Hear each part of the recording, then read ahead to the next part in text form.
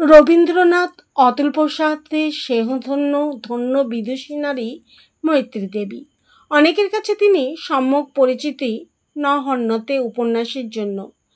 মির্জা ইলিয়াডির সাথে সদ্যতরুণী মৈত্রীর সম্পর্ক আত্মজীবনীমূলক উপন্যাসে লিপিবদ্ধ পাঠক মহলে মৈত্রী দেবীকে খ্যাতির শীর্ষে নিয়ে যায়।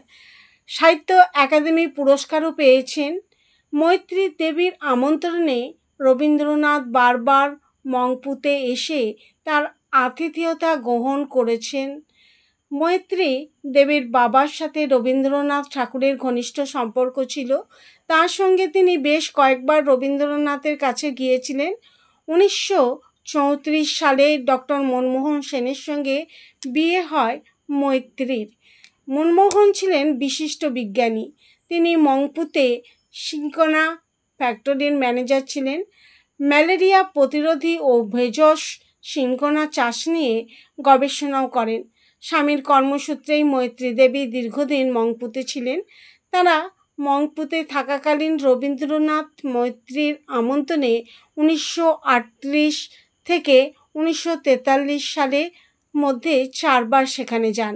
বাঙালি বটেই, সম্ভবত আমাদের দেশেও বোধহয় সাধারণত কারো গায়ে প্রজাপতি বসলে প্রাপ্তবয়স্ক স্বজন বন্ধু বান্ধবেরা রসিকতা করে বলেন তার বিয়ের ফুল ফুটেছে। সেবারে মংপুতে আছেন রবি কবি। সেদিন সন্ধেবেলায় তিনি বসেছিলেন খাবারের টেবিলের প্রায় পাশেই বলা যায়। হঠাৎ দুটি মথ প্রজাপতি কোথা থেকে এসে রবীন্দ্রনাথের গায়ে বসে গেল। আর সেই প্রজাপতি নিয়ে কবির সঙ্গে রসিকতায় মেতে ওঠার সুযোগ হারাতে চাননি। মৈত্রী দেবী স্বভাব সুলভ ভঙ্গিমায় রসিকতার ঢঙে পাল্টা প্রত্যুত্তরে রবীন্দ্রনাথ বলেছেন, ও তোমরা বুঝি মনে করেছিলে আমার আর কোনো আশাই নাই।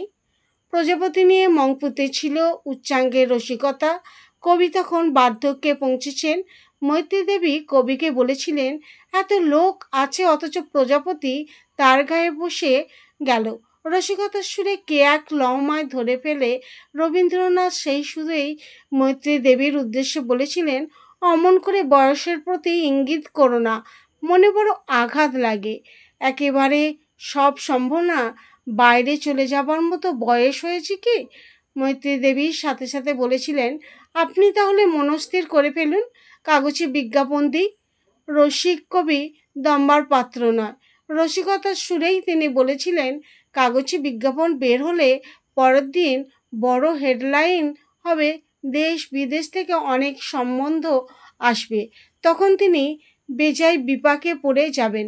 পাত্রী বাছাইয়ে কাকে ছাড়বেন কাকে রাখবেন সেও বড় বিড়ম্বনার বিষয়। তবে কবি বলে দিলেন মৈত্রী দেবীকে এই কাজে মাথা ঘামাতে দেবেন না, কারণ তার মনে হয়েছে কবির বিয়ে ব্যাপারটা মোটেও মৈত্রী দেবীর পছন্দ হয়নি। পরের কথাগুলো নিজের বাইরে যেভাবে লেখিকা ঔপন্যাসিক লিখেছেন হুবহু সেটা লিখি। কত উচ্চাঙ্গের রসিকতা। মৈত্রী বললেন, আমার অপছন্দ হবে কেন? আপনার গায়ে প্রজাপতি বসেছে, আপনি করবেন বিয়ে, আমার ক্ষতি কি তাতে? তবে যত আবেদন আসবে মনে করছেন তত নাও আসতে পারে। সমজদার কবির উত্তর, কি আবার বয়সের প্রতি ইঙ্গিত? সুধাকান্ত বড় অপমান করেছে হে। যাকগে, তোমার চাইতে উঁচু দরের পছন্দের অনেক কন্যা আছেন, এই যা ভরসা। আজ রবীন্দ্রনাথের স্নেহধন্য সাহিত্যিক লেখিকা মৈত্রী দেবীর জন্মদিনে আমাদের শ্রদ্ধাঞ্জলি।